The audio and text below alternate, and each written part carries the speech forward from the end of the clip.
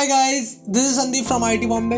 सो जैसे कि आप लोगों को पता है, आप लोगों के जेईई मेन के सेकंड अटेम्प्ट के रजिस्ट्रेशन से स्टार्ट हो गए हैं and they are from 15th of Feb till 12th of March. ठीक है, जब तक के लिए ये फॉर्म्स आप रजिस्टर कर सकते हो।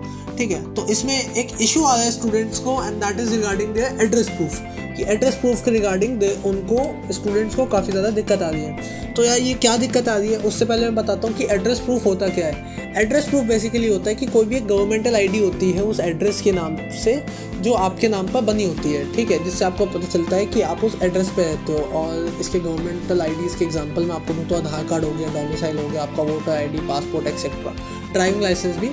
तो इसमें से अगर कोई भी आपका है तो वो आपको अपलोड करना है। ठीक है, और मैं कुछ एग्जांपल्स दे के आप लोगों को समझा रहा हूँ कि आप उस कैटेगरी से हो तो उसमें आपको क्या करना है अगर आपको एड्रेस प्रूफ अपलोड करने में कोई भी इशू आ रहा है या फिर आपके पास एड्रेस प्रूफ नहीं है। ठीक है, पहली कंडीशन क्या है कि मान लो आपके पास एड्रेस प्रूफ नहीं है कोई सा भी। ठीक है, और आपको पहली चीज़ क्या है, आपको अपने परमानेंट एड्रेस और जो आपका टेम्प्रेरी एड्रेस है वो क्या है, वो सेम है। तो क्या करोगे आप, तो इसमें आपको क्या करना है, सबसे पहली चीज़ कि आपका पहली चीज़ दोनों सेम है, परमानेंट और टेम्प्रेरी एड्रेस। ठीक है, तो आपको एक एड्रेस प्रूफ बनवाना है और आप कह रहे हो आपके जो परमानेंट एड्रेस है उसका भी आपके पास कोई आईडी प्रूफ नहीं है। तो उस केस में आप क्या करोगे ना, तो उस केस में आपके पास एक सिंपल सा तरीका है और वही एक तरीका है। आपको क्या करना है, आपको अपने आधार कार्ड में अपना एड्रेस अपडेट कराना ही पड़ेगा, उसके अलावा कोई भी ऑप्शन नहीं है। आप अपडेट उसकी ऑफिशियल वेबसाइट पे जाकर अप्लाई कर सकते हो और उसके लिए आप अपडेट करा सकते हो। काफ़ी जल्दी ये चीज़ें हो जाती हैं। तो ये चीज़ आपको जल्द से जल्द करानी होगी, इसके अलावा कोई एक्स्ट्रा ऑप्शन नहीं है आपके पास। आपको आपका एड्रेस प्रूफ बनवाना ही पड़ेगा और सबसे इजी होता है आधार कार्ड पे अपना एड्रेस चेंज करा लो, सिंपल। ठीक है, अब आपके पास आपका परमानेंट एड्रेस की इशू आपके पास सॉर्ट हो गई कि आप परमानेंट एड्रेस क्या करोगे, आप आधार कार्ड पे अपना एड्रेस करा लोगे अपडेट। ऑलराइट, अब मान लो क्या है कि आपका टेम्पररी एड्रेस और परमानेंट एड्रेस क्या है, अलग अलग है। अच्छा, आपका अलग अलग है और आपके पास आपके परमानेंट एड्रेस का तो प्रूफ है अब आपके पास, मैंने आपको बता दिया कैसे आप करोगे। ठीक है, अब अलग अलग है मान लो, तो इसमें आप दो चीज़ें कर सकते हो। एक तो ये है कि एक काम करो, जो आपका टेम्प्रेरी एड्रेस है उसको आप सेम डाल दो कि परमानेंट और टेम्प्रेरी एड्रेस सेम है। ठीक है, ये सेम डाल के आपकी ये दिक्कत तो सॉल्व हो जाएगी कि आप टेम्प्रेरी एड्रेस का आपको प्रूफ नहीं देना पड़ेगा।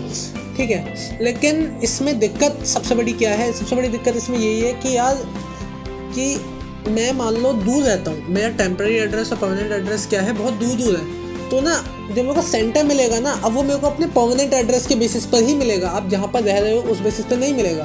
ठीक है, अब मान लो कोई बच्चा कोटा में पढ़ रहा है, ठीक है, और वो बिहार में रहता है और उसका परमानेंट एड्रेस मैं बिहार में डाल दिया, तो फिर दिक्कत है ना। वो एग्ज़ाम सेंटर तो उसको बिहार से रिलेटेड मिलेगा कोई सा। ठीक है, तो इसकी भी दिक्कत है। तो दिक्कत मतलब यार तुम्हारा भाई है, वो तुम्हें उसका भी सोल्यूशन बताएगा। तो यार मान लो आपको आपका टेम्प्रेरी एड्रेस का भी अब आपको प्रूफ चाहिए और आपके पास है नहीं, आप स्टूडेंट हो। ठीक है, आपके पास कोई भी प्रूफ नहीं है गवर्नमेंटल आईडी का। अब आप क्या कर सकते हो, मान लो आप एक हॉस्टल में रहते हो। ठीक है, इन दिस केस अगर आप एक हॉस्टल में रहते हो तो आप क्या करोगे, आप अपने हॉस्टल के वार्डन के पास या फिर मैनेजर जो भी होगा वहाँ पर, जो हाईएस्ट अथॉरिटी होगी आपके हॉस्टल की, आप उनके पास जाओगे, उनको बताओगे ये बात, उनसे बोलोगे कि एक पेपर पर, एक A4 साइज शीट पर इसको लिखे। ठीक है, कि आपका नाम, आपकी पूरी डिटेल्स, आप इस एड्रेस पे रहते हो, उस हॉस्टल का पूरा एड्रेस डाल दें, अपना सिग्नेचर कर दें वो, और उसके साथ साथ अपने हॉस्टल की स्टैंप होती है उनके पास, तो उस स्टैंप को ज़रूर लगाएं उस पर, और पूरा अच्छे से एड्रेस और आपकी सारी डिटेल्स उसमें फिल हो रखी हो। और उसको भी आप एज एड्रेस प्रूफ अपलोड कर सकते हैं, अपने टेम्प्रेरी एड्रेस प्रूफ, कि हाँ भाई मैं इस हॉस्टल में रहता हूँ। समझ गए। और मान लो अगर आप एक पीजी में रहते हो तो यार पीजी के लिए बेसिकली आप क्या कर सकते हो, एक छोटा सा रेंट एग्रीमेंट बनवा लो। ठीक है, वो बेस्ट चीज़ है, एक रेंट एग्रीमेंट बनवा लो जिसमें ऑब्वियसली आपके नाम और डिटेल्स आएंगी और एड्रेस भी आएगा।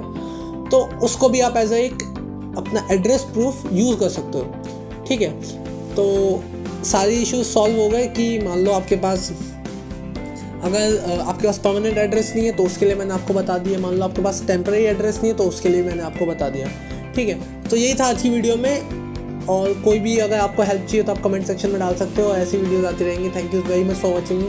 और हाँ, मैंने अपने हॉस्टल H1 की मैंने व्लॉग डाल दिया इसमें, और थोड़ा छोटा सा टूर करा था मैंने, तो वो आपको डाल दिया, तो वो भी आप यहाँ पर देख सकते हो।